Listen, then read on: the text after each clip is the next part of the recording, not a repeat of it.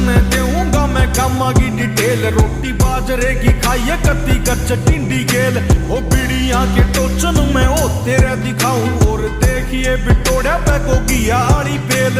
ओ लागे से स्कूला तेरे बंके आज भी सांप मारे ना किसाना करे डंके आज भी।